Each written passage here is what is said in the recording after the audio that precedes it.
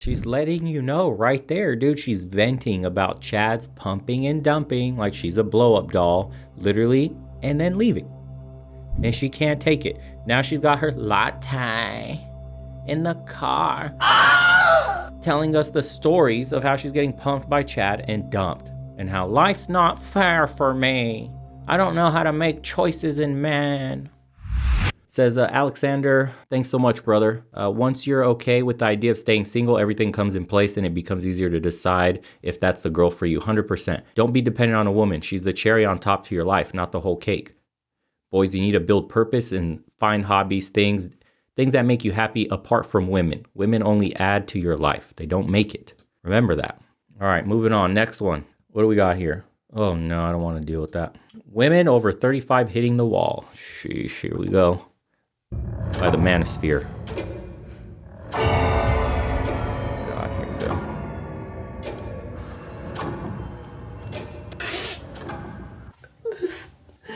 This is the hard part that people don't tell you about.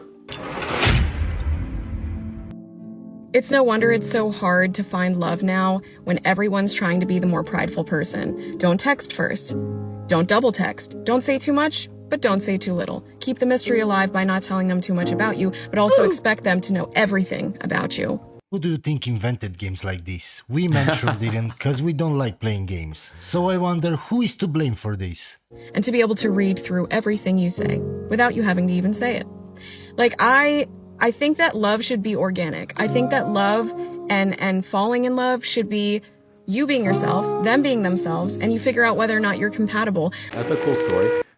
That's a cool story. When she's swiping on Tinder for Chads, does she think about real love and compatibility, or is her mind just filled with lust and checking out his six-pack, washboard abs, python biceps? Nah, I don't think that's what she's thinking when she's swiping right on dating apps for dudes. Like, where did we get this idea that we had to play a game in order to win someone's heart? The Women did that. You did that. When did we start playing games in order to About connect 70. with somebody? When we have unlimited options because of social media, and we still have disconnect. Like, So, remember, it's not my fault for picking because I have the choice and the power to pick men. It's not my fault. I'm going to blame social media. I'm going to blame the men. Why are they playing all these games? And this is why they get this song played. Because it's like a bot that doesn't have self-awareness, right? You're a non-playable character running through the world being told how to think, what to think, and when to think it.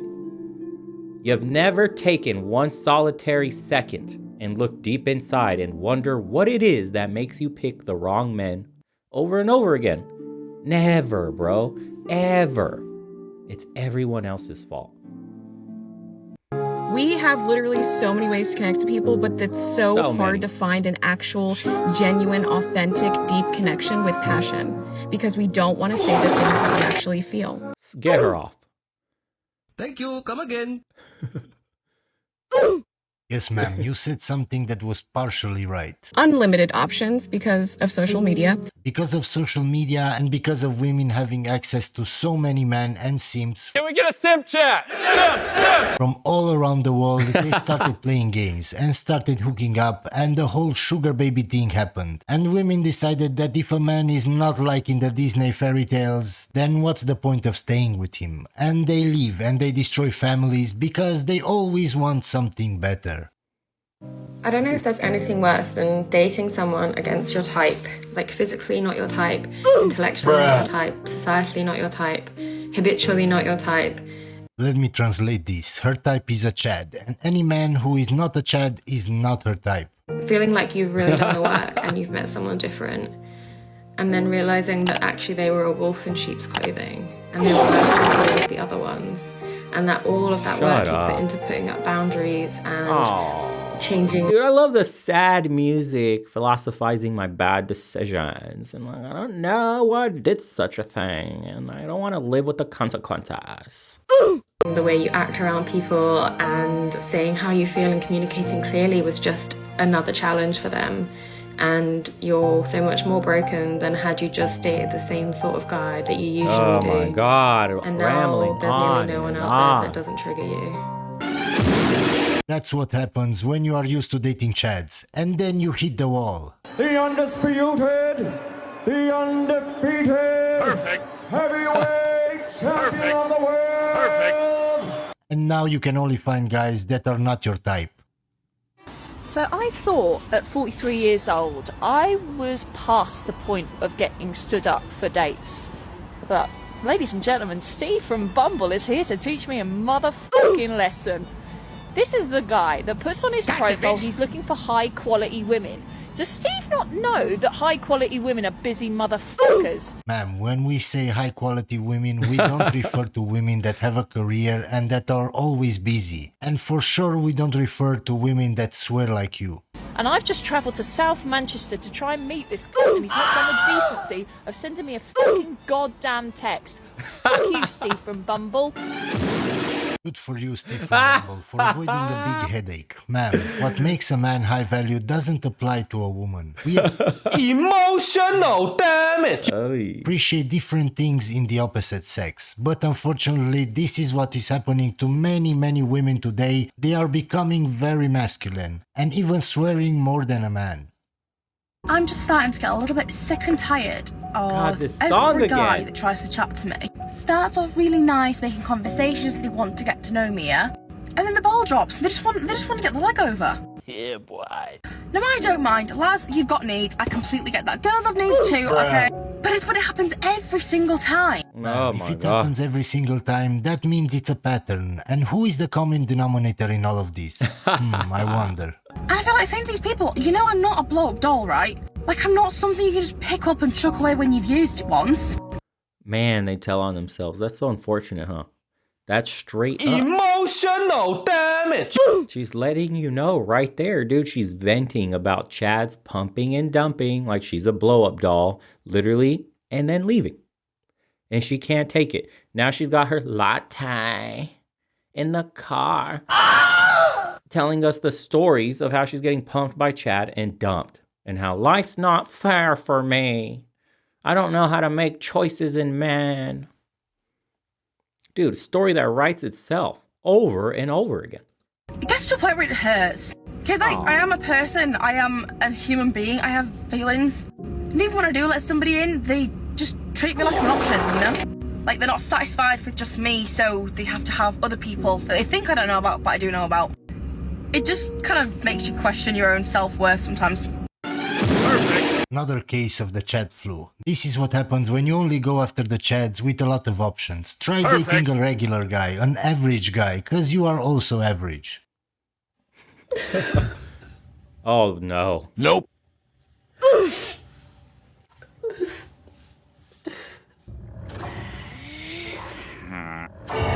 This is the hard part that people don't tell you about.